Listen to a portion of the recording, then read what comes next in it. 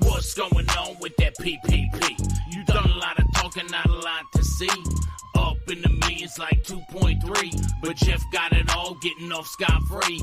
Try to talk tips like we talking about stock, but you're talking about men printed on called stock. When you open your mouth, I take it with a grain of salt, cause the market's down and you're a clown, it's all your fault. You ruined the hobby I love with your bullshit. Jeff Wilson, Jeff Wilson. You ruined the hobby I love with your bullshit.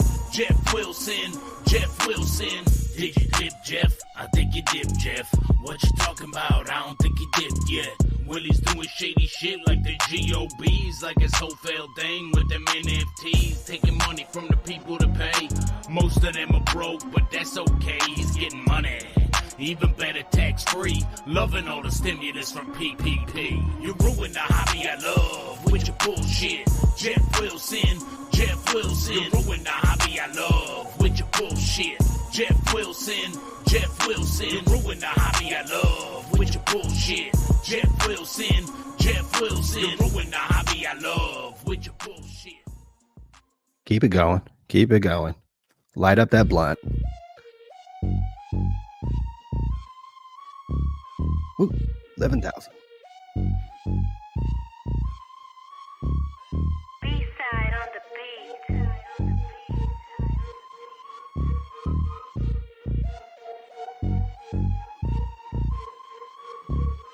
What's going on with that PPP? You done a lot of talking, not a lot to see.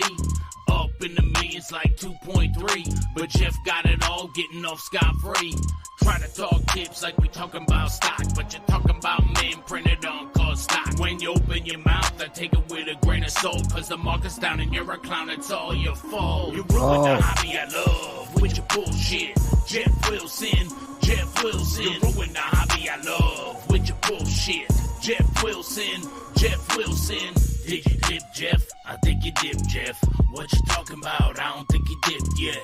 Willie's doing shady shit like the GOBs, like his whole failed thing with them NFTs, taking money from the people to pay. Most of them are broke, but that's okay, he's getting money.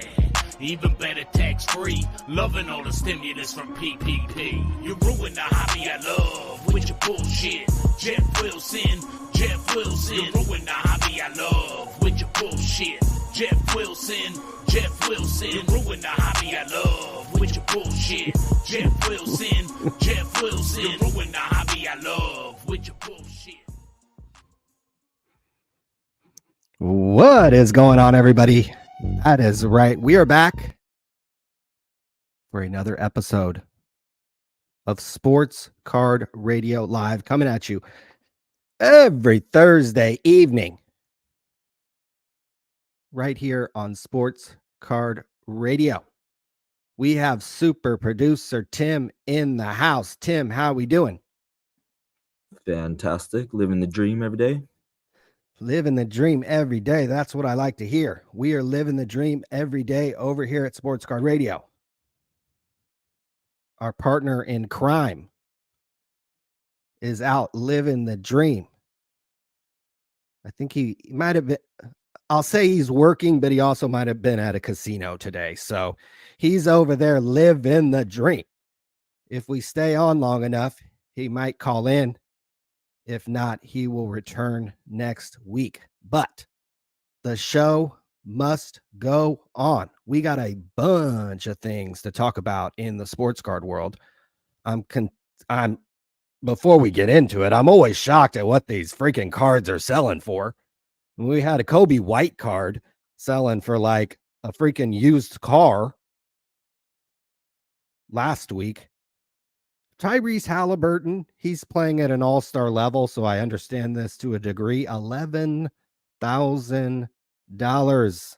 We still got an hour left. While I might be able to justify spending 10 racks on a Tyrese Halliburton card, I haven't seen too much of Jabari Smith Jr. lately. Logo Man. These Logo Mans are so rare. It's numbered 3 of 5. $10,900. So these are not the cards I'm looking at this evening, but I am consistently shocked at how high these prices are. And it doesn't make me feel too bad about anything I've been spending money on in the sports card world. But I hope you guys are all doing well. I don't think we have a football game on tonight. Apparently that particular sport is wrapping up its regular season, and all those teams are playing on Saturday and Sunday. I think there are a couple games on Saturday and the rest of the remaining schedule on Sunday. But we've got Didn't a even bunch notice there was holding a drink there. you know, well, I'm thirsty. What is that? probably something she's getting paid and compensated quite well to hold. So shout out to our girl, Livy Dunn. We will announce some awards later on this evening, including Hobby Woman of the Year. We got Philly Joe in the house, AIH Sports in the house, Auburn Trading Card Show in the house, David Snyder, Zeke's Cards, Pre-83 Cards in the house, Bob Boozle, Retail Ripper, Brian Bayless, Snow Dog 1968. I used to have a 1968 Camaro when I used to look like this. Good Lord. To be this young again, or to be, I guess I could say, probably 40 to 50 pounds skinnier would certainly be amazing. This is your boy probably a good 20 years ago at least. And I thought it was cool 20 years ago to flex the sports tickets that I have. Those are actually halfway decent. I think those are in the front row. And Who got those? I think those are Jacksonville Jaguars tickets or something. I think they were playing the Steelers at home that year, so I think I made all my money back on the home game against the Steelers, and then probably lost money on the rest. But I thought I was cool. So there's your boy, circa 2000 and I don't know, 2003 maybe. So a good 20 years ago, maybe I could have, if I could have cleaned up a little bit, maybe I could have ran some game on our girl, Livy Dunn. But we got a lot to talk about in the sports card world. And if there's anybody in the chat, and we have over 200 people strong watching us for some reason, but if you did want to call into the show, please make an appeal to our show producer, Tim, in the chat. If you have something to get off your chest, perhaps if you maybe won one of our yearly awards, or if you were Livy Dunn, if Livy Dunn wants to call in, just send her right through, Tim. So those are the directives. Put on the express lane. Exactly. And express lane to my real phone number as well. Done. But before we get into all the bad news, because that's what we like to focus on over here at Sports Card Radio, although we started with some good news. I mean, these card prices to start the year are pretty crazy. We'll get into a little bit of the early market to start the year. But hey, we have some good news to spread. Ethan, a lot of people might know him over on Ethan Sports Cards and More. He's got over 14,000 subscribers over here on YouTube. He is also a school teacher. He doubles as a school teacher. He has a card shop, and he gives away cards to over 50 students in this club. And there's a ton of kids in these pictures. So we're talking about some sensitive topics today, so we won't zoom in on these kids. We'll protect them from the innocent. But if you have cards that you would like to donate to this young man, who I think does a nice job on his YouTube channel, he does a nice job, I think, in his community, seems like a pretty good cat, I would definitely contact him and see what you can do, and perhaps you too can make a kid's day. But guys, that's about all the good news we've got to talk about. Now, I know in the mainstream media, some channels might be talking about this, others might not be. The only thing I want to know from the chat is, who in the sports card world is going to make the Epstein list? So, that might be released. I thought it was going to be, I guess everybody thought it was going to be released, but it hasn't, or certain documents have been released. So we shall see if there are certain members of the sports card world on the Epstein list. But speaking of Jeffrey Epstein, I told you we started with the good news, And then we are coming in hot with the bad news. AIH Sports says card porn. He very well, I mean, he's got porn in his name. So maybe he took a little PJ over to Epstein Island. I got to be careful what I say about that. All of a sudden, the channel will just go, whoo, get kicked off YouTube real quick. Got to be careful what I talk about our boy Juan Franco. Got to be careful here. We have our boy Wander Franco, one of the top investments in the sports card world for a number of years, so much so that Topps put him on the box. I mean, this is, one of the golden boys of prospecting. One of the people they kind of pushed at you, told you to buy, even though, when's the last time a Tampa Bay Rays player has driven the hobby? But hindsight's 2020. But the hindsight's not good on Wander Franco. He got busted, and you could go back to our videos in August when we spoke about this. There were haters in the comments saying that we didn't know what we were talking about. There was even one guy insinuating that Wander Franco was going to sue me for what I was saying about Wander Franco. He got busted. He was more likely to end up on a To Catch a Predator episode than a Sunday Night Baseball episode. He was dip diving into the minors, if you know what I mean, and then paying off the mother so that things wouldn't get out and things wouldn't get said. But all things come to light. He got arrested, and he would be very, very fortunate to ever play anything other than prison baseball the rest of his life. And hey, the only person who's going to pat you on the back is yourself. We at Sports Card Radio, you could go to our live streams when this happened. We were telling you right when this happened, it's over, sell, sell, sell, sell. And I'm still in the Christmas spirit. I'm still in the New Year spirit.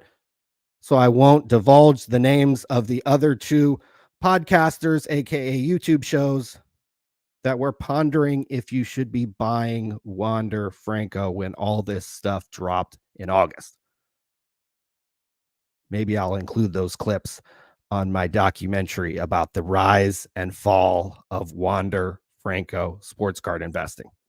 Because we're about to the conclusion. I don't think he's going to be able to pay anybody off and get away with it. And maybe he'll get some kind of lenient sentence. But I then don't see him running back to Tampa Bay to play baseball and the arms of Major League Baseball in the United States and all the fans welcoming back with open arms. So if you haven't sold your Wander Franco cards by now, maybe he'll put up some numbers in the prison baseball league, excuse me. And maybe your cards will go up. But you could see what happens when you're the skin complexion of Wander Franco and when you're the skin complexion of Josh Giddey. Our boy Josh Giddey, I think, is still playing every game. We won't get into that.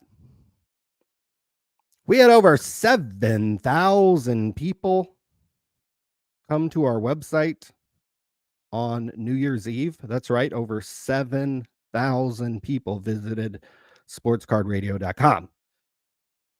And one of the pages they came to was the card show calendar. And there are a ton of freaking card shows this weekend, guys. There's one in freaking Tempe, Arizona, baby. I've been to this one. There's one in Las Vegas. There's one in Houston. There's probably a half dozen in Indiana, of all places.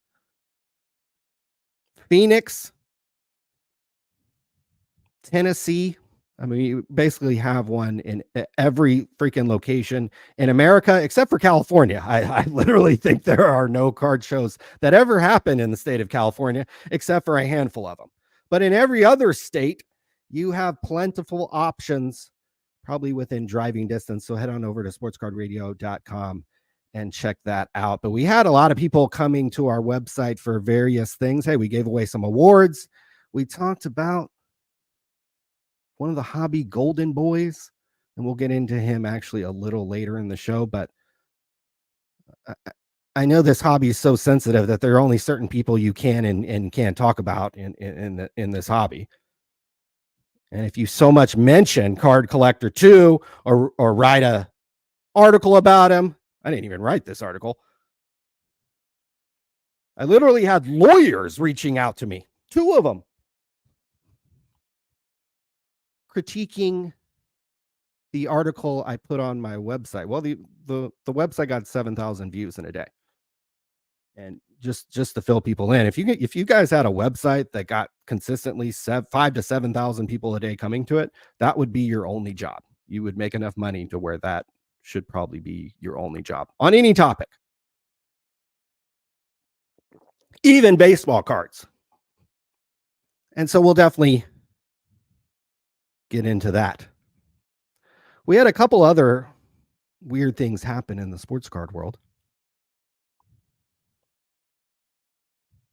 Joe reached out to us at Joe H on Twitter. He says, Sports Card Radio, did you guys see the loaded case where every pack had at least 2 Kahuna cards? Now, this is where, you want to be opening packs and this happens. I guess these Kahuna cards might be pretty rare or at least somewhat valuable. Certainly more valuable than maybe a regular base card. And you can see that there are a lot of Kahuna cards stacked out on this table. So I What am is not, that? this What's is a like, Kahuna card? it's like a wannabe Kaboom or a Downtown, but it's their version in the college product, I think. This looks like Bowman Chrome Draft University or something football. So these are like prospect NFL cards, but it looks like, I think they're not that easy to hit. And so for one case to have, kind of that's quite a bit. So I'm not really sure what happened there, Joe, but hey, if we can only hope that someday we can open loaded cases like this. If Topps or Fanatics or Panini want to send some loaded cases, Sports Card Radio's way, AIH Sports way, Dan the Card Man. We'll be talking about Dan the Card Man later on the show. He might have won a prestigious and illustrious award. So, hey guys, maybe you too can open a case of cards and hit this many kahunas. I certainly would be, I wouldn't be complaining, that's for sure. These are the type of loaded situations we want. We want fans of Sports Card Radio to be the ones hitting it. So I'm not sure what's going on there. We've seen some weird things happen at the printing facility. We've seen cards fly out the back door, double superfractors. So we'll see. Dougie, fresh cardboard. I think this is our boy Doug over at mojobreak.com. Somebody we've known for a long time. We're in our 16th year doing content. They're damn near in their probably 10th, 15th year doing box breaks over there in San Jose. He says, how can eBay let Probstein sell counterfeit cards? This is terrible. It's an auction as well at Sports Card News. So Probstein was selling these cards that were, the cards are fake. The autographs, I mean, there's Kobe Bryant. So come on, that's going to be fake. There's Michael Jordan. I doubt he signed that for somebody randomly. And we have a couple LeBron James ones. Looks like we got our boy Shohei Ohtani.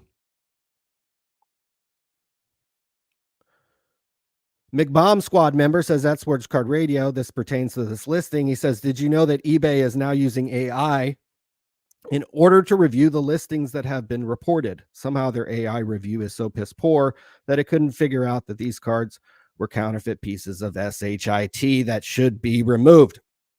So somebody reported this listing, but then the AI, artificial intelligence of eBay, it's programmed that when you complain about Probstein to just ignore it. So that's, breaking news right here on Sports Card Radio. That's what happens. That's how they train their AI over at eBay.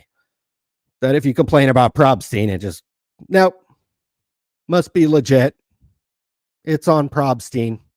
So some people complained about this, and this is just the type of garbage that, will happen even on quote reputable big sellers. Reputable used very, very loosely in terms of Probstein there, but I don't know if you guys saw that, but certainly something to be aware of and to keep in mind. But I don't know if you guys were aware of the situation at hand that we are in a new year. We have turned a new leaf. Has Jeff Wilson come out with his sports cards are at the bottom? Has Jeff Wilson done that yet, guys? We may have to check the Sports Card Investor channel later on to see if he has predicted a new bottom. You remember that he famously did that last January. And cards went down, oh my Lord, between 15 and 50% and 75% if you count Marvel. But we're in a new year. So year to date, 4 days in, we have some indexes that are inching upward. Star Wars, wrestling, vintage, soccer, Pokemon, virtually unchanged. Ultra modern somehow is down 33% year to date. So that may or may not be a good sign. Basketball down 27%, baseball down 16%. If you want a brighter market pulse, you can head on over to Sports Card Investors, Market Movers. Ladies and gentlemen, the SCI 500, probably largely driven by Kobe White cards exploding in value over the last 30 days, is up 2.5%. And you may think that's a very, modest number. And quite frankly, it is pretty modest. But we've seen a sharp decline in this thing in the last 365 days, down 10% in the last year. But you could see as your hobby heroes predicted, we took a little dip in December, and maybe we're creeping upwards toward the end of the year. My guess it's on low volume, that not a lot of big cards are trading hands. You don't have a lot of card shows going on right now. My guess is you actually don't have a lot of transactions taking place. But if this Tyrese Halliburton is any indication, maybe I'm dead wrong about the sports card market. I think it is going to be a down year. I think we are going to have another down year across the board in sports card pricing. I think we're going to look back a year from now, and you're going to see another double-digit declinings across ultra modern, modern, basketball, low end, baseball. I don't think we'll have massive declines. Vintage, I think will do just fine. Pre-war vintage, I think will do just fine. The Card Ladder 50 index will probably be unchanged. But I think we're in for another sort of a boring year in sports cards.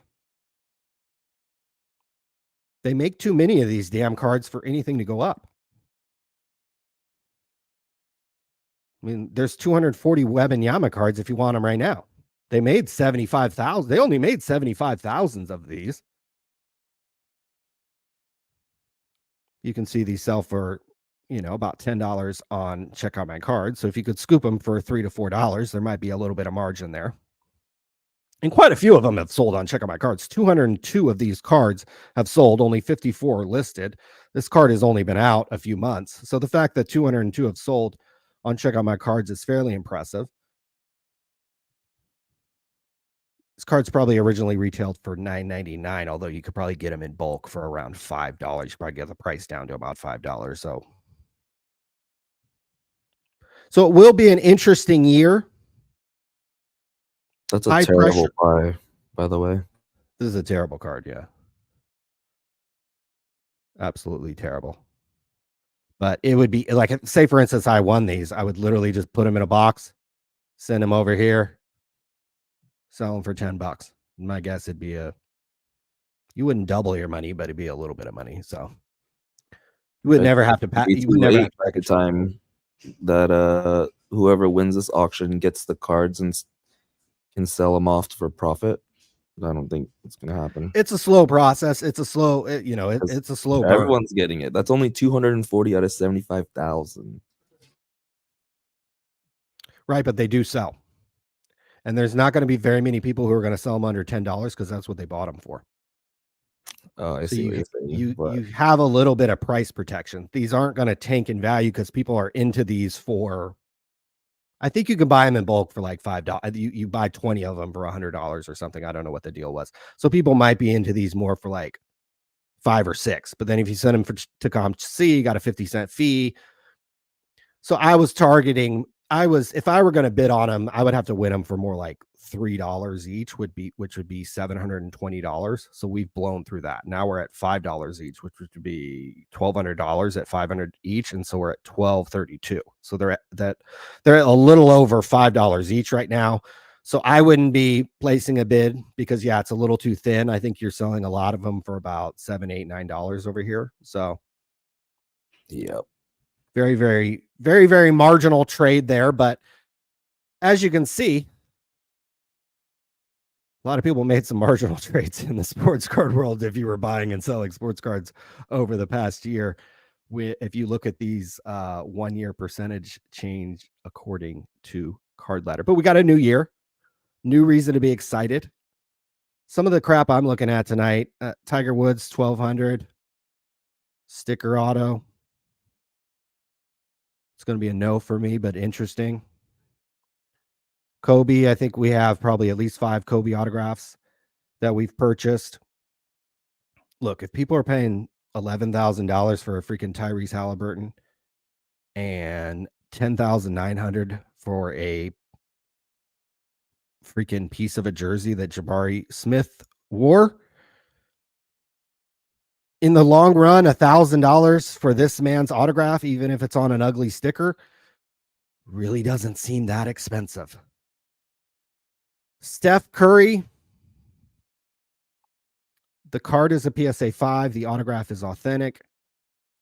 Sometimes these sell for upwards of $1,000. For some reason, people are able to get him to sign these cards. Maybe he's a friendly guy. Maybe you see him around Cupertino or something, and he's signing cards or something coming off the golf course. But I've seen a lot of these for sale recently, but anything under $500, that's why I placed a bid, my mega bid in there. So Bill Russell, one of these. I went to middle school in Cupertino. Well, there you go. Maybe you ran into our boy. I don't know why I said Cupertino. Probably Atherton is more like where he would. Like, I don't know why I dropped the Cupertino. I was like, that's not a very nice area. I don't know. He definitely wouldn't be in Stockton. I'll tell you that much right now. This Bill Russell card is overpriced, in my opinion. There was one that was to 10 that ended on eBay, I believe, very recently in the last couple of weeks for less than this. This is at 528. So I had this at about 400. I was going to bid, but I think, $400 for Bill Russell's autograph. That'd be awesome. So a little maybe overcooked there. Mark Cuban signed hat. This is way underpriced. I shouldn't even show this because that to me, this is way underpriced, but we'll be placing a bid on that. Yeah, no more. Tiger Woods. Precious metal gem card.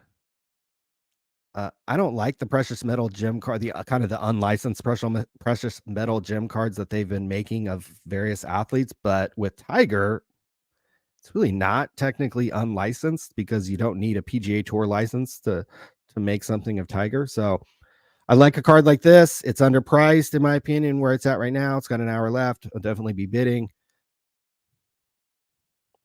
Okay, you guys got to help us. We were trying to figure out before the show, what the hell is that inscription? Is it stay there? This is a Bryce Harper 2009 Upper Deck USA card. And it's inscribed, and I think it says stay there, but TH and then an E at the end. I think it says stay there. I don't know what that is referring to, but maybe when it hits the ball and it's trying to get it to stay fair. But love this card. Don't love it at $270. But you never know. Speaking of, you stay there.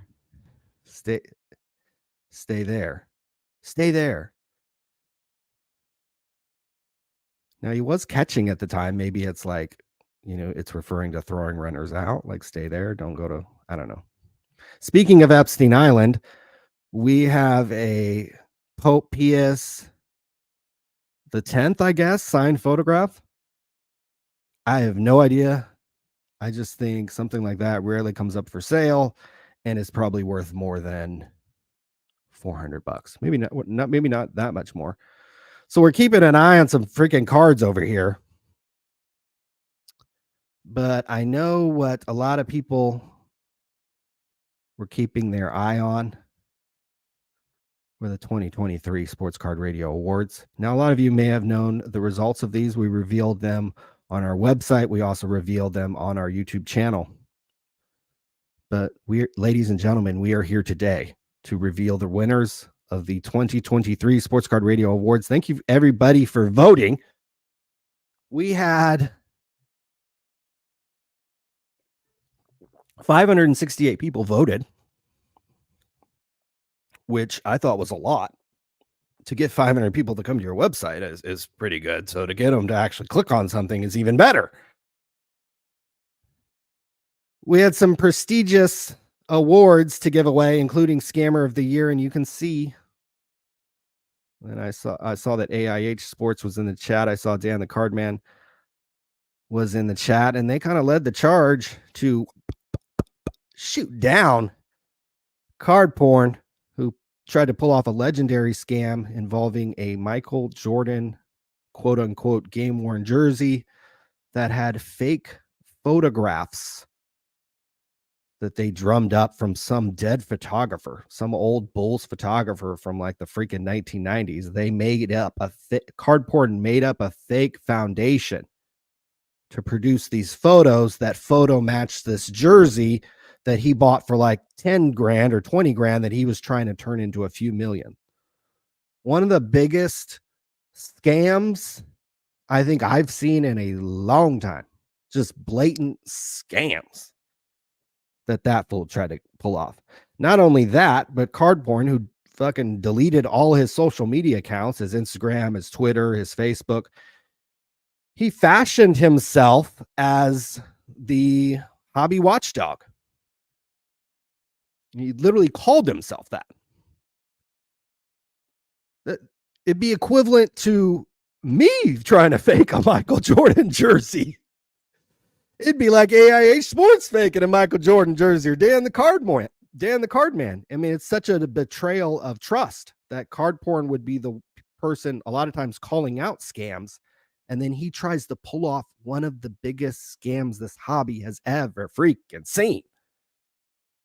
So it should be no surprise that even 6 months after he pulled off said scam, he won the Sports Card Radio Scammer of the Year. You can see the other people in contention: Backyard Breaks, Justin Gamble. Whatnot is just a scam all into itself, so we put that on there. Panini, Tops, Evan Mathis, the card trimmer, and our local Bay Area scammer Dale Ball, who tortured our boy Jeff Wilson, also made the list. And you can see the exact breakdown of the votes. Card Porn got 179 votes, which was 31% of the votes. Backyard Breaks came in second, 137 votes, 24%.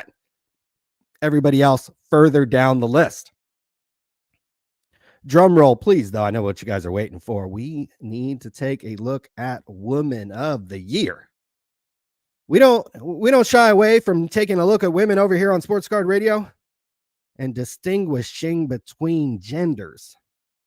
And so Sports Card Radio Woman of the Year, Mama Breaks. If you remember. You didn't put Kim Wilson on there. You're right. There were some other you're right. There were some other nominees. I think we had about 5 or 6 nominees, so I only included the top 3 there. But you're right. I could have included Kim Wilson in Woman of the Year. Maybe she'll make a running for 2024 Woman of the Year, but she didn't. Kim Wilson didn't get a Topps card. So things started well for Stephanie Garcia, aka Mama Breaks. She got herself in the top set, And she's basically seen as kind of a face of breaking and a face for females in the hobby. Second place went to our girl, Sarah Rips, aka Backyard Sarah, but she's not with Backyard Breaks anymore. So we kind of have to, we have to refer to her as Sarah Rips. My girl, Betsy Higgins, came in third. So, Hobby Woman of the Year. To all you women out there, cheers to you, and something to aspire to next year to win this illustrious award. It does not, you voting for Mama Breaks and her winning the award does not include her phone number. So she will not be calling you if you voted for her. Man of the Year. This is a very fitting award because Dan the Card Man, prolific YouTuber, he might even be in the chat, is the Hobby Man of the Year, beating out 18 people, including narrowly SCV Sports Cards and Shohei Ohtani, who obviously had a huge baseball year and picked up a $700 million check. So while getting a $700 million check might be one thing, it's another thing to win Sports Card Radio Man of the Year. So congratulations to Dan the Card Man. He's going to have to include, he says, I included my phone number. That's how I won. That's absolutely incorrect. This was fair and square voting over here at Sports Card Radio. And narrowly, it was a very, very close race between him and SCV Sports Cards. And Shohei Ohtani was kind of a distant third. And I believe Jeff Wilson was fourth for all the Jeff Wilson fans out there. So he almost made the podium for Man of the Year, but what he did win, this is one of my favorite awards to give out, was the Sports Card Pump of the Year. This is, I think, an award you actually want to win because it almost gives credit to your marketing skills, to your reach in terms of social media. So Jeff Wilson's pump of Desmond Ritter, you recall that he bought a couple one-of-one, very expensive one-of-one cards of Desmond Ritter, probably did pump his market a little bit. I don't think it was drastic. I think people were going to buy some Desmond Ritter cards anyways because he was the starting quarterback of the Atlanta Falcons and he was young and his cards weren't overly expensive compared to some other guys. But Jeff certainly helped pump that market by buying a couple black one-of-ones. And you can see in second place was the Tom Brady Expos push that we saw very recently in December and the V Friends. And you can see how the voting shook out. Jeff Wilson and Desmond Ritter received 34% of the votes. Tom Brady and Fanatics 28%. And V Friends 16%. And we had some other ones. The Drew Jones pump. I mean, if we took this voting in June, the Drew Jones pump might have won. There was the Mickey Mantle house that Rowley fucking pawned off to certain investors and sold shares of freaking Mickey Mantle's house, which is in the middle of like Norman, Oklahoma, or somewhere in the middle of nowhere. There were the MLB debut patches. And there was a very significant pump of Justin Fields cards to kind of start the football season. And that, if you go back to some of Rothscard's videos, he was one of the people kind of pumping that. But speaking of pump, how about the white basketball player investment? This was a runaway. Larry Bird beat everybody handily. Nobody was even close. He got 48% of the vote. I mean, it wasn't even close.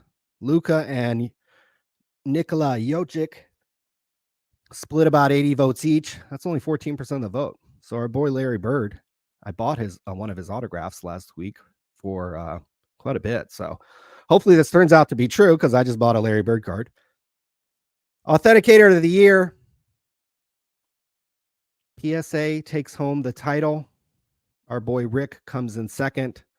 SGC third, Tag fourth, BGS fifth. And you could see this one was also not even close, as PSA got 229 votes, which were 41% of the vote. So it really wasn't even close. Rick and SGC actually tied for second, but I gave our boy Rick the nod for second. Top hobby disappearance. We're going to be checking the milk cartons for these guys. In first place was the Wander Franco investors, who dropped off the face of the planet when Wander Franco got involved in his little shenanigans that he just got arrested for, narrowly beating card porn. So card porn almost doubled up in his awards, and you could see Sports Card Therapist came in third, and Panini Customer Service, which has been missing actually for about 4 or 5 years, frankly, comes in fourth. So thank you to everybody who voted, and I hope you guys enjoyed that as much as I did. And we will be back. I'm sure next year we'll come back with more awards, and some of these you may want to win, and some of these you maybe don't. We need Beanie Baby of the Year on that.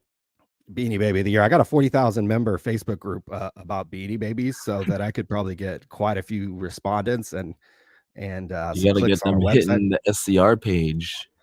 Well, that's a whole nother demographic right there. So speaking of demographic,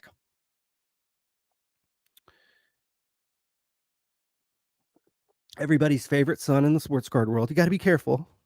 I guess I gotta throw out a disclaimer. You got to be careful when you're talking about everybody's favorite guy here. So gotta put on my kids' gloves here.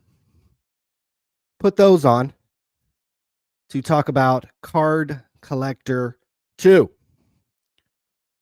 There was an Instagram account that came out that said they were going to share all this dirt about Card Collector 2, how he was involved in tax evasion at his card shop, how he was scamming little kids, how he was getting loaded boxes from this semi-attractive woman that works for Panini.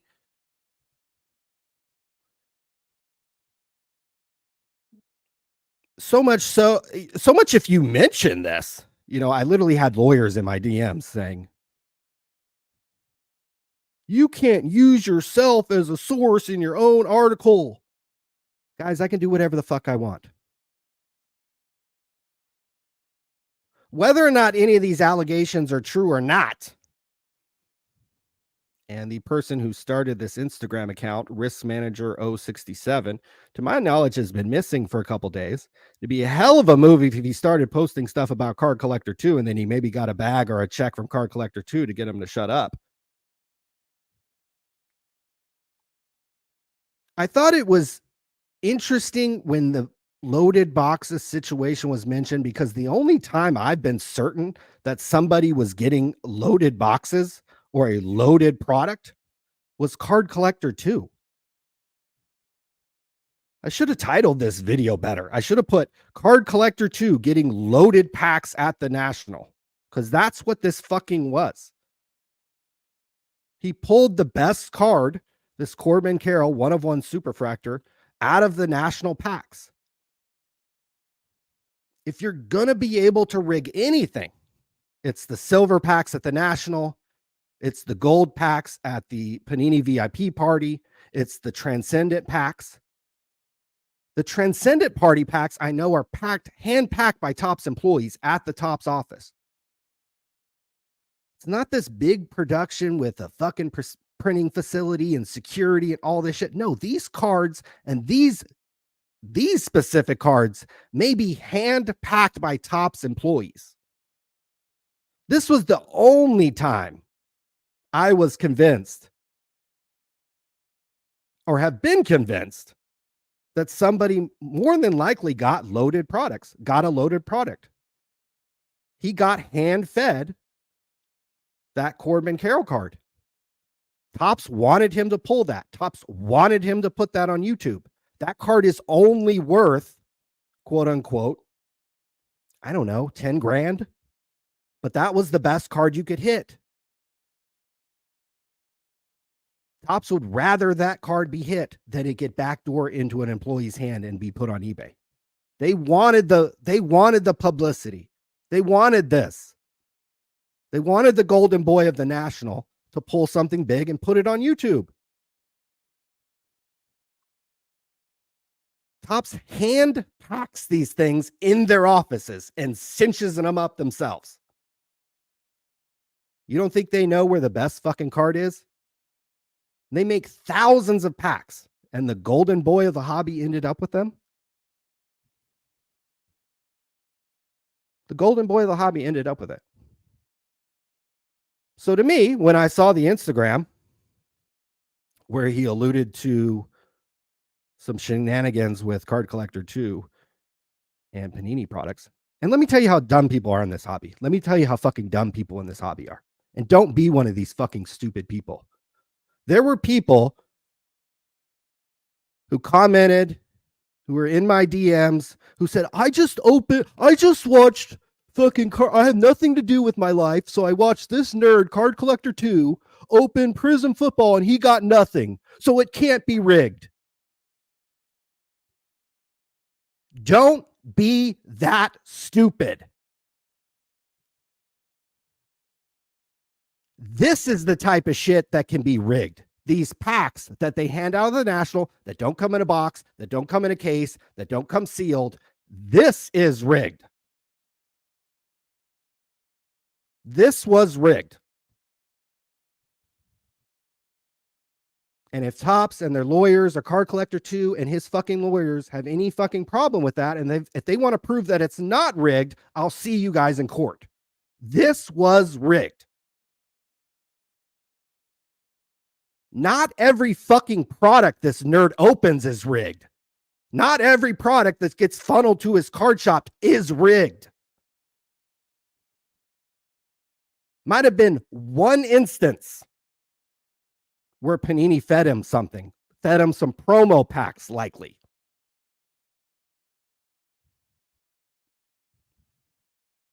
This was rigged. I should have titled this video better. I should have put his fucking face in the fucking description.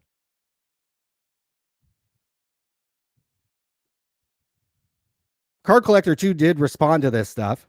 He said it's all false.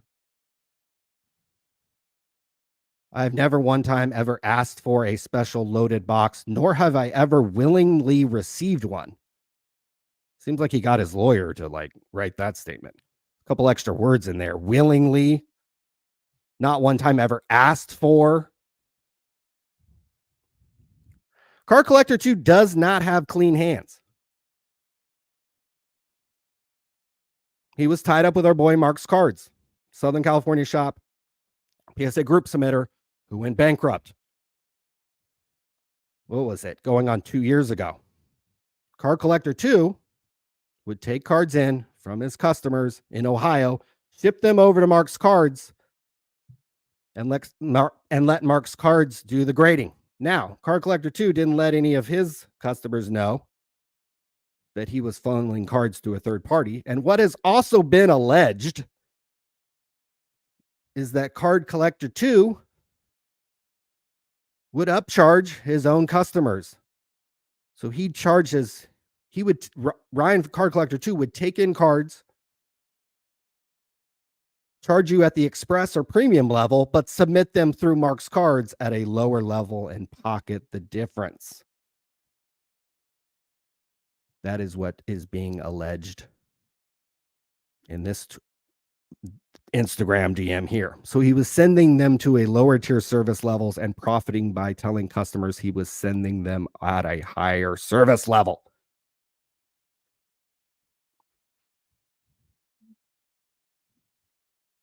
When was this? This guy basically got to skate by on this. January 20, 2022. This was 2 years ago.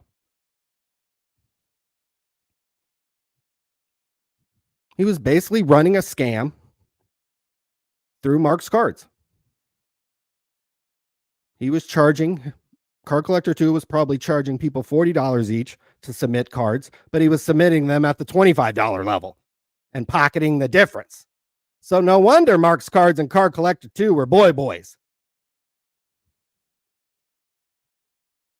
And we should frankly be allowed to talk about people like Card Collector 2, people like Jeff Wilson, people like Mojo Sports Autographs. These are guys who tailor their business and their content towards kids. We at Sports Card Radio almost intentionally try to get kids not to watch this freaking program. This guy has kids draped all over him. These are the type of people that should have the most scrutiny on them. The most. Because they have the most responsibility, because your kids look up to them. Your kids dangle from this guy's nuts. So we absolutely should talk about these things. I'm ashamed of myself for not titling this video better. Back 5 months ago, Card Collector 2 got loaded fucking pack from Topps. Period. Period. If you don't like it, I'll see you in court, because I bet I could prove it.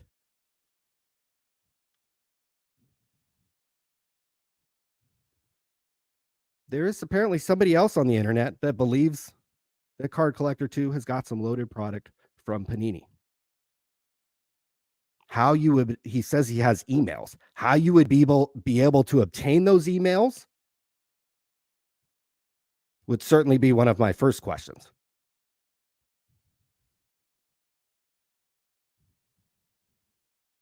And the association with Mark's cards.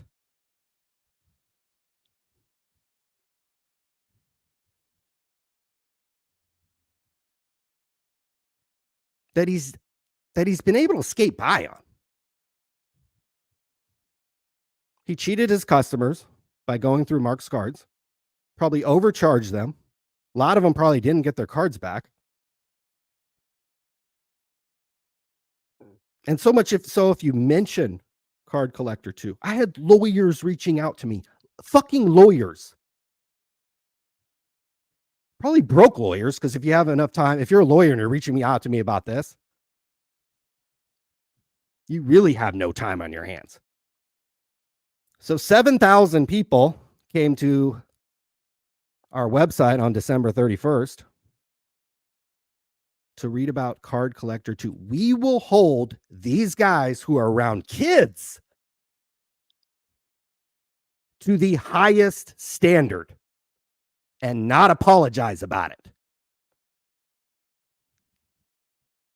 There should be absolutely more scrutiny onto him, onto Mojo Sports Autographs, onto Jeff Wilson, onto these guys who are after your kids and their attention and their money and their influence. So this was rigged. This was absolutely rigged. I don't need somebody on fucking Instagram to tell me that Card Collector 2 has got something rigged. He already did. It already happened at the National, and nobody wants to talk about it because he holds the little trade night and because kids, quote unquote, love him. He's the golden boy of the hobby, and he has this little fucking card over here. If I were Topps, I would send him cards too. I would send Pac-Man cards too. I would send Jeff Wilson cards too. It's the smart thing to do. This is smart marketing. How many views do you think him doing the Home Alone impression got? Him pulling the biggest Corbin Carroll card at the National. How many views do you think that got? More than this video did. If this video got 23,000 views, his video actually pulling it probably got 60, 70, 80,000 views.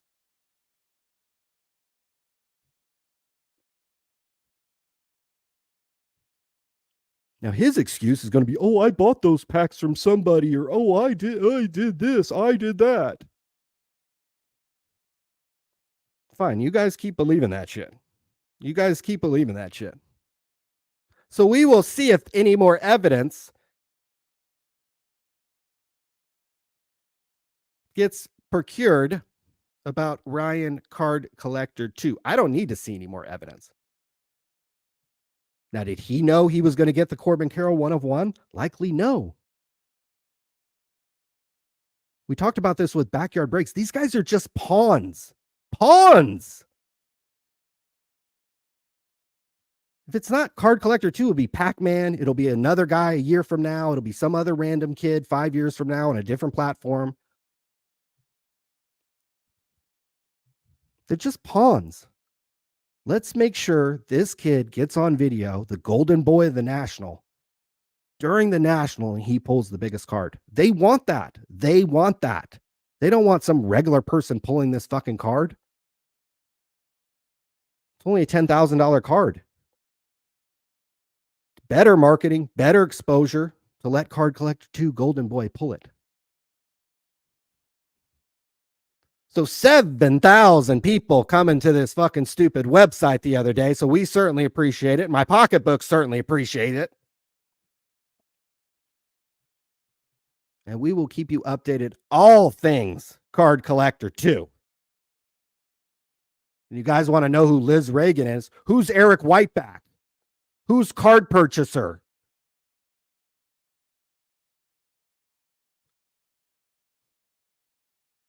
Who's a lot of these guys you follow in the hobby who are who's Card Porn? I at least fucking get on here and show my fucking face every week. Tell Eric Whiteback or Card Purchaser to fucking show their face one time. Zeke's card says, will there be loaded packs at the Cards HQ opening? Do we have a grand opening date yet for the Cards HQ website? 14,000 square feet. You don't think there's not going to be kids coming into this card shop? You should be holding these guys to the absolute highest standard. This baby soft hobby doesn't want anybody to talk about Jeff Wilson. Heaven forbid you talk about Card Collector 2. These fake lawyers are going to reach out to you. Dan the Card Man said Jan 27th. January 27th.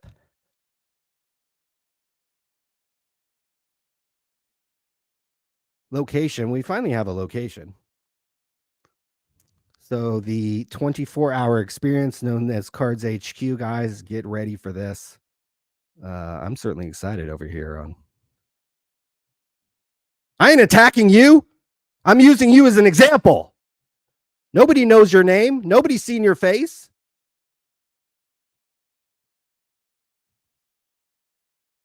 I get fucking lawsuit threats, death threats, shit showing up at my house because I'm talking about this goddamn hobby. A lot of you guys get skate by anonymously. We've seen how well that works out.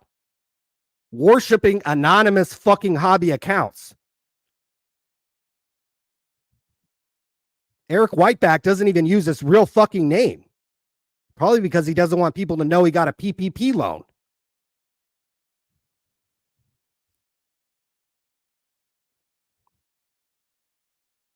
Great. So have I. So have I. So have I. Show your face. What's your name?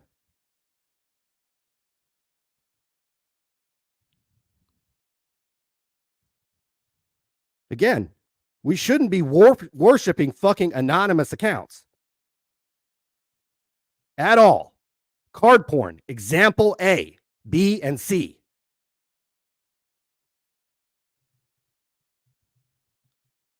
Yeah, call in. Call in. Show your fucking face. I don't think anybody's ever seen your face. And I think I saw you on Twitter the other day pointing fingers, being like, oh, these are the people we should trust and these are the people we shouldn't. I don't want to be attacked in real life. Okay, then fine. Then watch what you say about people in this hobby who do put their face out there, who do put their name out there, who do have fucking lawyers contacting every day.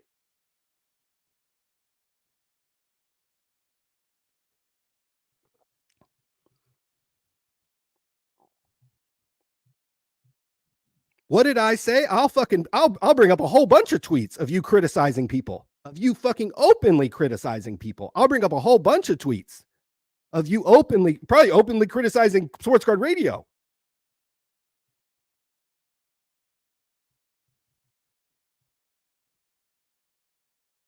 Again, we had an anonymous account scam the fucking hobby.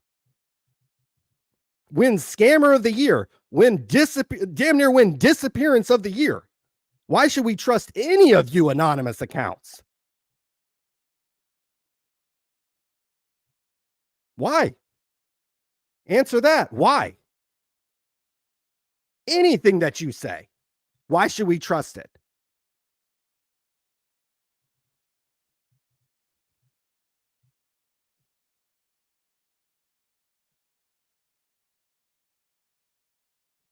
Fuck me. At least I'm on here every Thursday. At least I'm on here. At least I invite you on. At least you can come on. Show your face.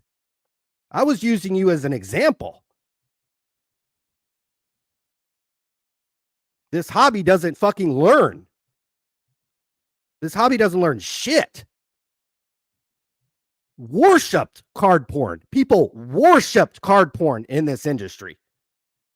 People would slide into my DMs. I have public statements from people saying, "Oh, you're nothing like card porn, or you're a wannabe card porn." Show me one fucking time I faked a fucking Michael Jordan jersey or anything even close to that in this hobby. Fuck me if I did. I could afford this $11,000 Tyrese Halliburton card. Or this fucking $11,000 Jabari Smith Jr. card. I should have been grifting and stealing from people more. Should have just ran an anonymous account, put affiliate links, every fucking link. What am I over here trying to hustle and get people to actually come to a website? Give them something to fucking click on. This Bryce Harper card's overpriced. $342. I'm not too excited about that. This Tiger Woods card, I am excited about. And now I'm high bid. I just love that card. PSA 7, I don't care. These cards come banged up. These cards usually come more chewed up so that they're not even a PSA 7. All right, we got to make a move on this.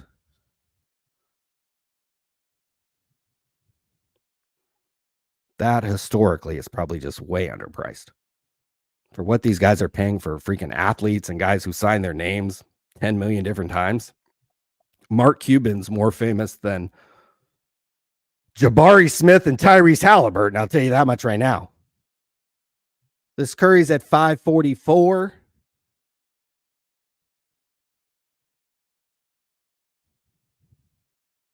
I'm a player.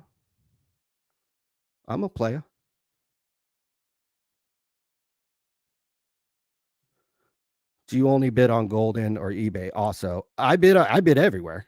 I mean, let's check out my cards account that I have 10, 20,000 cards on.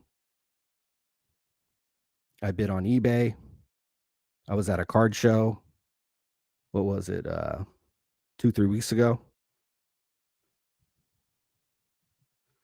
I like Golden because it all gets shipped over to the PSA vault and I don't even have to touch this stuff. And I could either list it to resell on the Golden Vault or in one of their auctions. I probably have about 10, 15 things ending tonight at auction. It's just a convenient factor for me.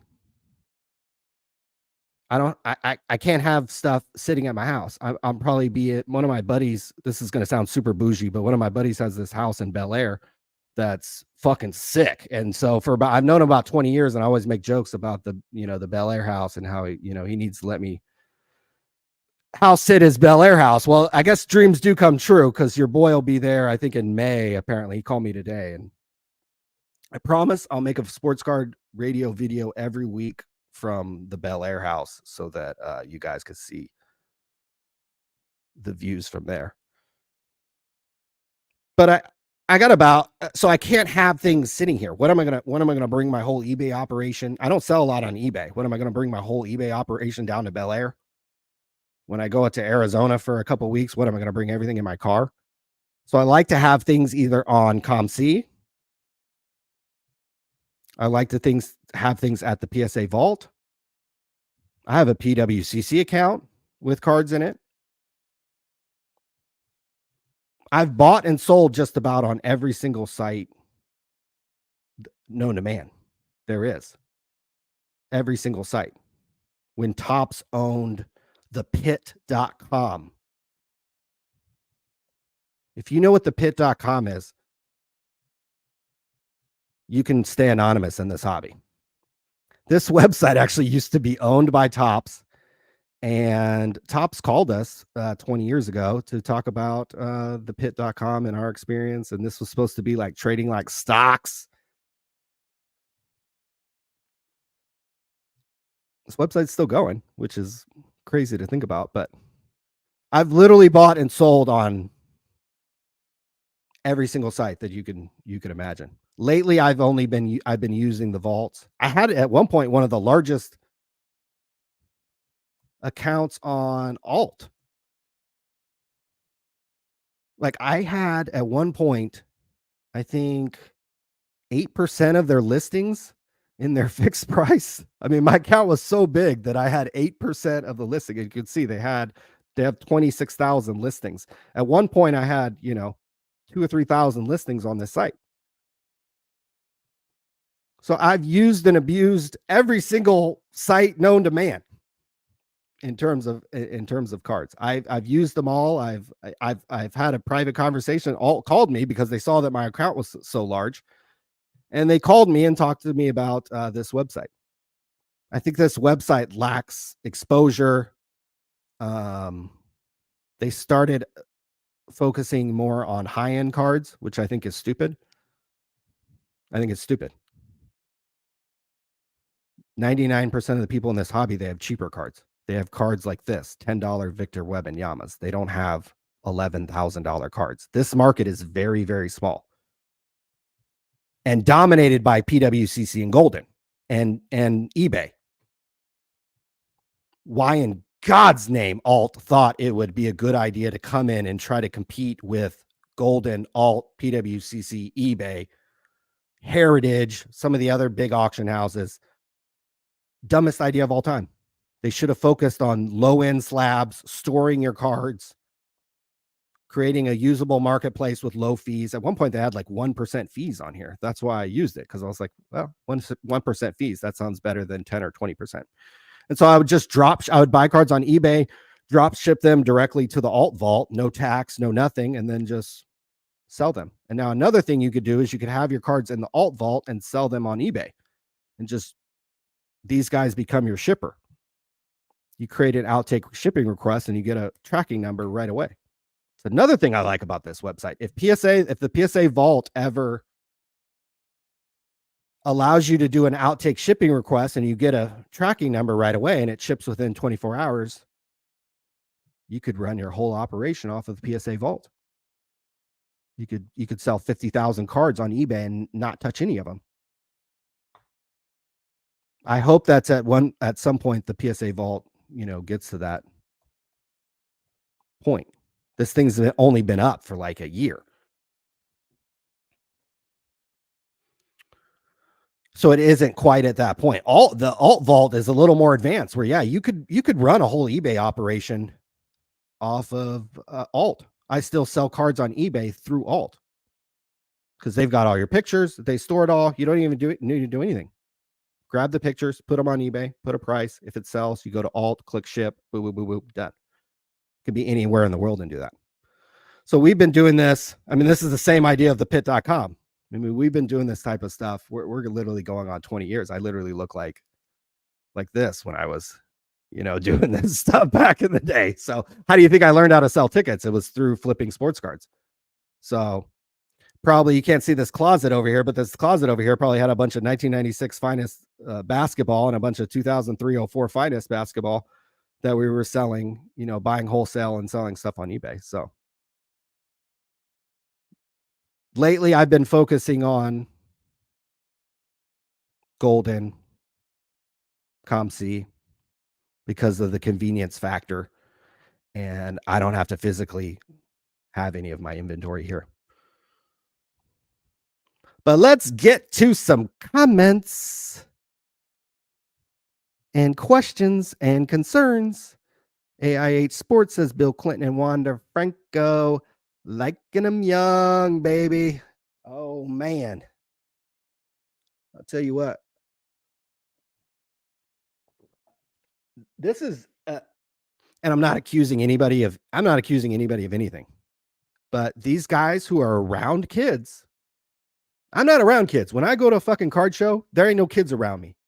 How many people are watching right now? Oh shit. 500 people are watching right now. Maybe a handful of kids, right? If Card Collector 2 went live on Whatnot right now, it's a bunch of little simpy little 12-year-old boys who are obsessed with Joe Burrow and Josh Allen and Trevor Lawrence and CJ Stroud, right? That's who's watching him. We got to hold these guys to the absolute highest standard. This dude's setting up a 14,000 square foot shop where kids are going to be, things are going to happen. We hold these guys to the highest standard. We've seen what happened to Jeffrey Epstein. We've seen what happened to Wander Franco. And again, I'm not accusing anybody. I'm just saying, as a community, as a man, if you're going to portray, if part of your audience is going to be kids, this hobby better hold those MFers to the highest standard. That's just my only advice.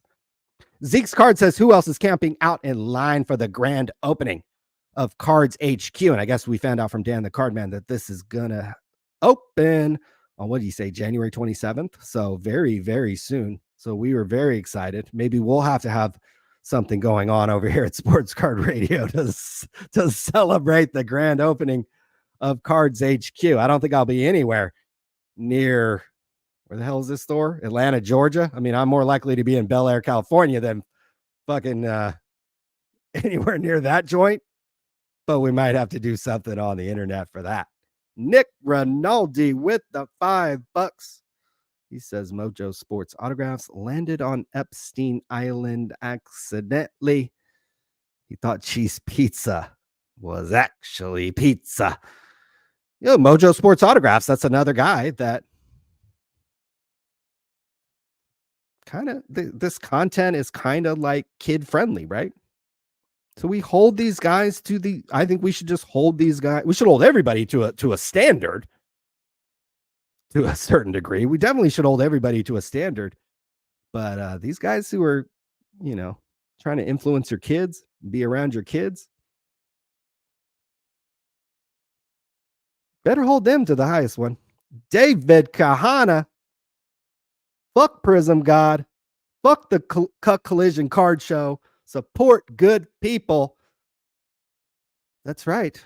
Jeff's shop is opening at the same time as the Culture Collision Card Show in Atlanta, Georgia. And if you guys will remember, we had some stories centered around the founder of the Culture Collision Card Show, aka Prism God, was in possession of a stolen Michael Jordan card that he conveniently got a loan from InvestaCard for. I mean, these COVID guys just pass this stuff around like, you know, cocaine in an Epstein Island party.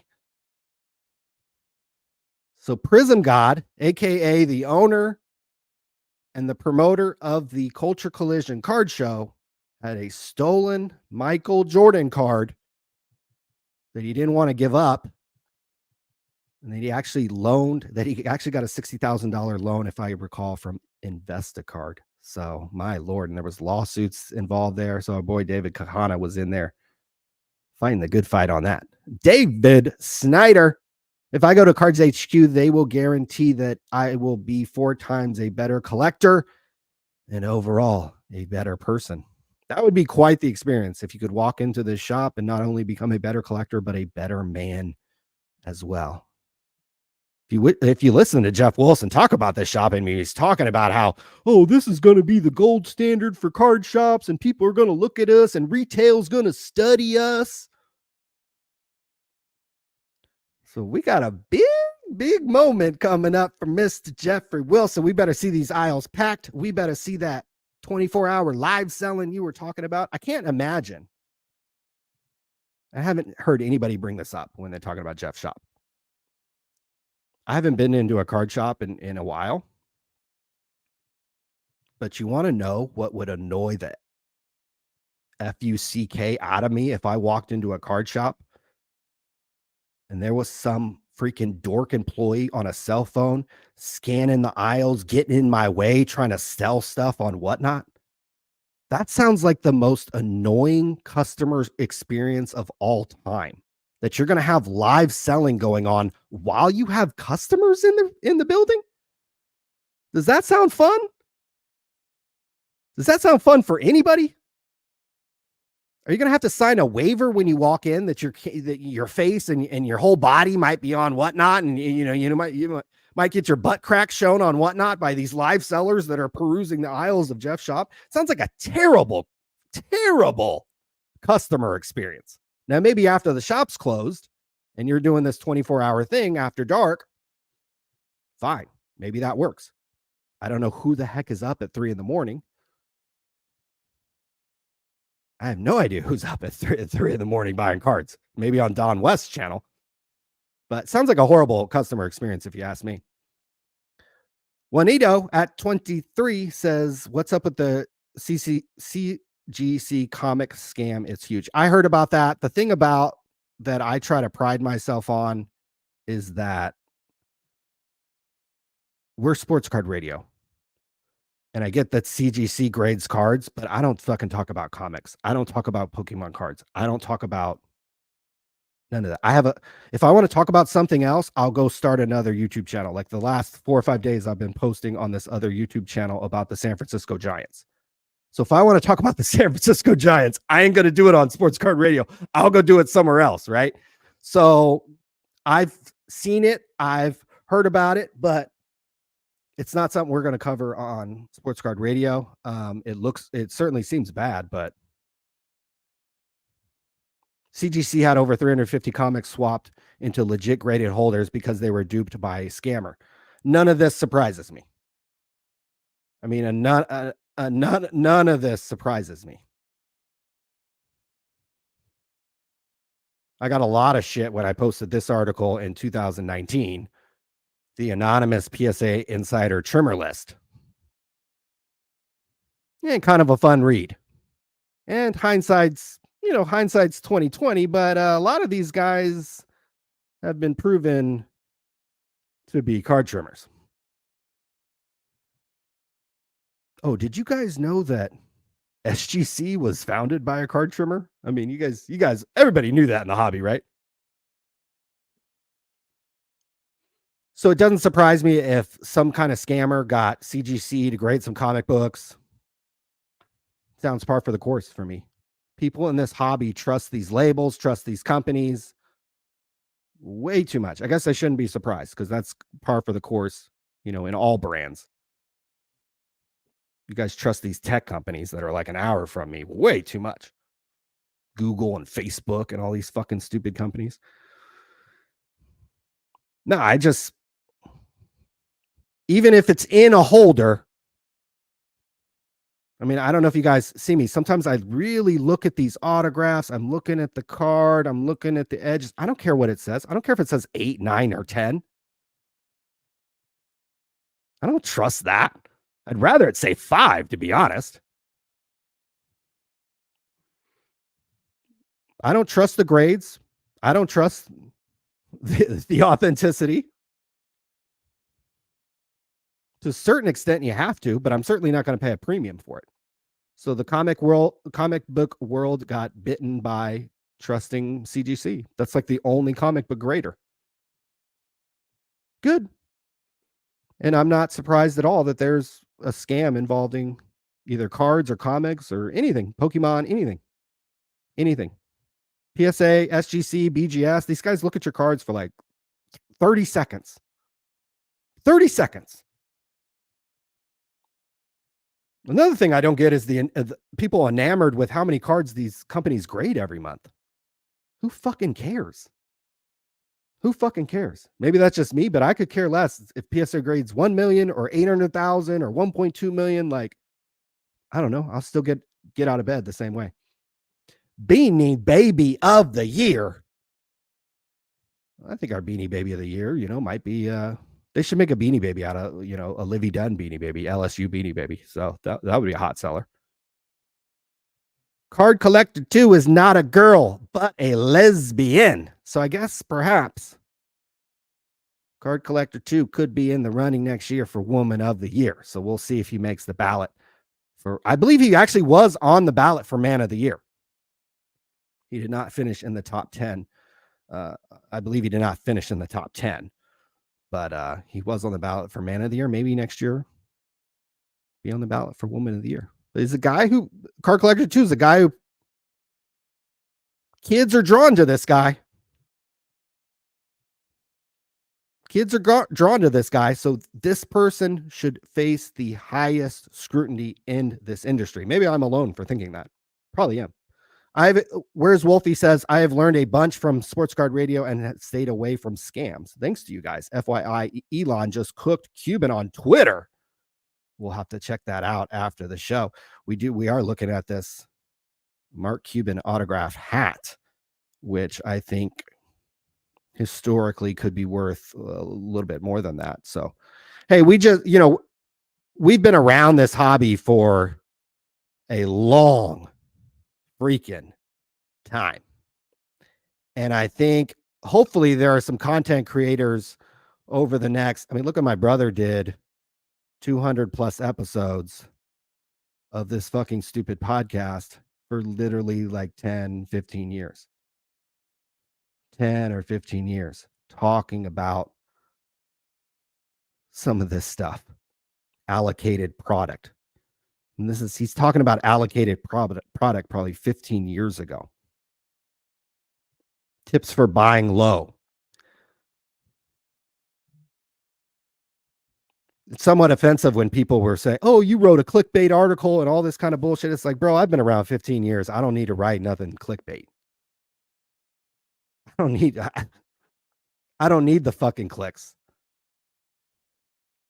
So we've been around a long time. I think it's a possibility that there are content creators that will be around as long as us, and eventually they'll get to covering the scams, to shining more light on this industry and how it works and some of the unfairness. It takes a long time. We weren't doing that in episode 1 through 50 of this podcast, right? It takes a long time for you to kind of see this industry. I went to the National from 2012 through 2017 every year and met people and talked to people. It takes a lot of time to kind of see the industry for how it is. That's why when card purchasers was like, I've met people at the National. Bro, I went to the National for 6 or 7 straight years. So don't come to me talking about meeting people at the fucking National. What happened to the Sports Card Radio Country Club golf content? We need a course vlog. Well, I think my brother still goes out there and plays golf. You don't want any golf content from me because I suck at golf and I'm horrible. I don't play. So the golf content actually came from my brother. I'm sure he's actually at some point you're going to see another golf course video. So those have certainly not been retired. And he's recently got a pretty important job and is making a bunch of money. So he's had less time to play golf and less time to make sports card content.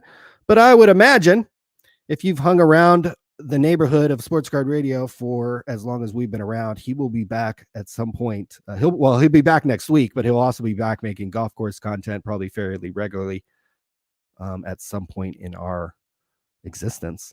Scatter 23 says with the 199 says Sports Card Radio, thank you. Well, thank you guys. I'm shocked that there's no football on tonight, so maybe 500 people watching us.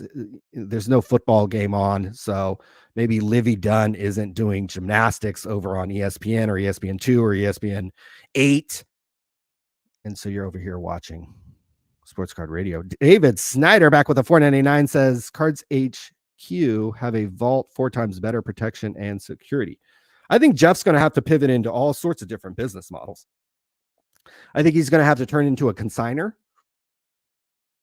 I think it's possible he may rent out space in his actual shop as well.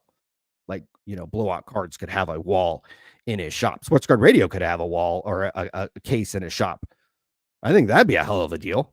How much would he rent me a case in his shop? And then he's got people on the phone trying to sell these cards live, and he's got people coming into his 14,000 square foot shop.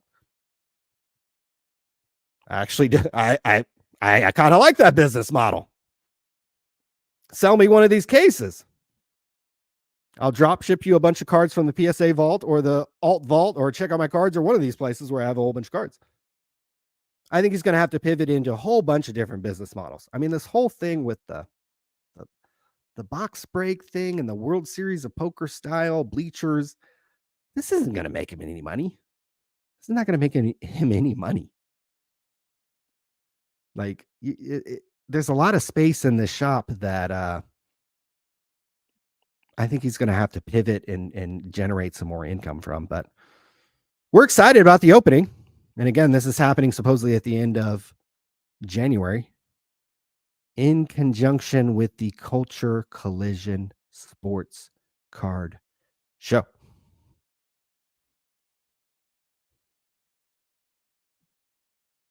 Robert says Don West, and don't forget Sidekick Eddie. Don't forget Sidekick Ken Goldman too. Our boy Kenny would call in and throw around some words and throw around some product back in the day with our boy Don West.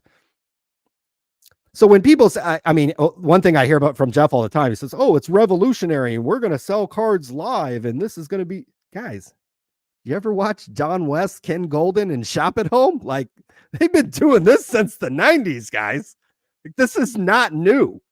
This is not innovative.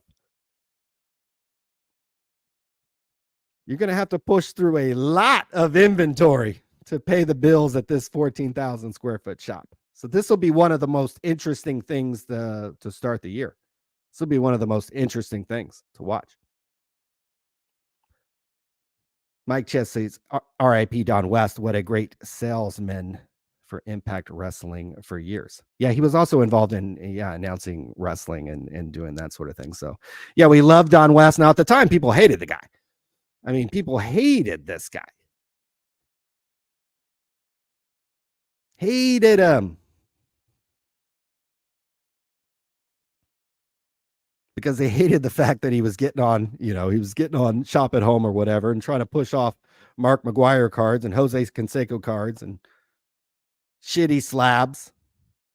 But hindsight's 2020, hindsight's 2020, and then you have the perspective of, hey, that was pretty entertaining television. Our boy Jeff Wilson may go through something similar. People hate Jeff Wilson, but give it another 20 years. And people may be rooting for him to come back and do another Will Greer, Kyler Murray video.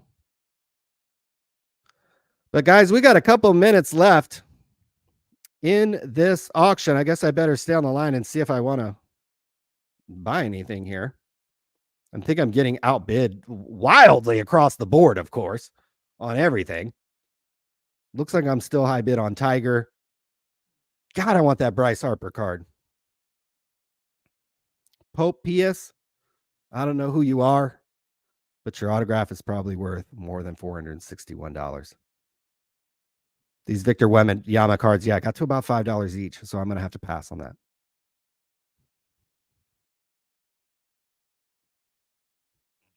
And to those of you bidding on these Tyrese Halliburton card and this Jabari Smith card, you're who I want to play golf with. So that would be the most fun. But guys, I hope you've had an enjoyable time listening to me bullshit about cards, piss off probably a bunch of the influencers on Twitter. And hopefully you guys will be back with us next week. We should have Colin back with us on the microphone. I'll be back, and we will be back. Go to our website, sportscardradio.com. You never know what type of clickbait article I'm going to write. So be sure to go over there. It's got to be more entertaining than anything being published on Beckett these days. God, I wish Beckett would write good articles still. There's a need for good content on the internet. If I could get 7,000 people to come to this stupid article, there is a need for good quality content in the sports card world. So maybe you'll start making it. I do have a San Francisco Giants podcast that I am making and I've worked on for the last couple of weeks. For the life of me, I don't know the name of the YouTube channel that I created. So next week, I'll give that a shout out. Find that out on the internet if you want to hear me ramble about the San Francisco Giants, but we will be back next week, guys. Stay safe. Don't do anything stupid.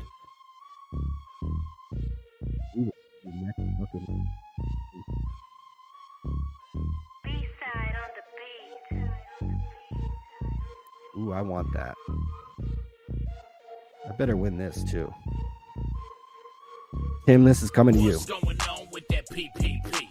You done a lot of talking, not a lot to say.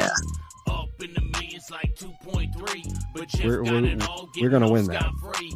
Try to talk tips like we Ooh, this about Kobe. stock, but you're talking about men printed on cause stock. When you open your mouth, I take it with a grain of salt, cause the market's 12. down and you're a clown, it's all your fault. You ruined the hobby I love with your bullshit. Jeff Wilson, Jeff Wilson. You ruined the hobby I love with your bullshit.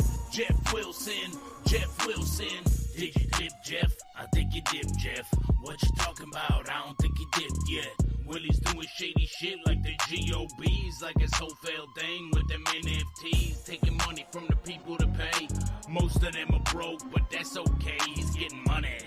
Even better, tax-free, loving all the stimulus from PPP. You ruined the hobby I love with your bullshit. Jeff Wilson, Jeff Wilson. You ruined the hobby I love with your bullshit. Jeff Wilson, Jeff Wilson. You ruined the hobby I love with your bullshit. Jeff Wilson, Jeff Wilson. You ruined the hobby I love. Stop bidding on my shit. I should put my auctions up here. You guys would bid on those. 400. Woo.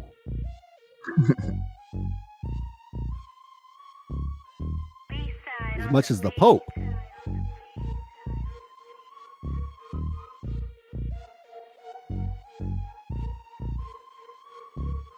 What's going on with that PPP? You done a lot of talking, not a lot to see. Up in the millions like 2.3, but Jeff got it all, getting off scot-free.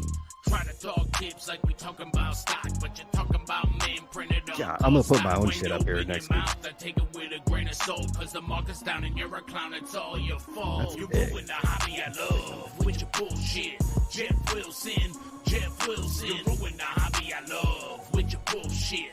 Jeff Wilson, Jeff Wilson. Did you dip, Jeff? I think you dipped, Jeff. What you talking about? I don't think you dipped yet.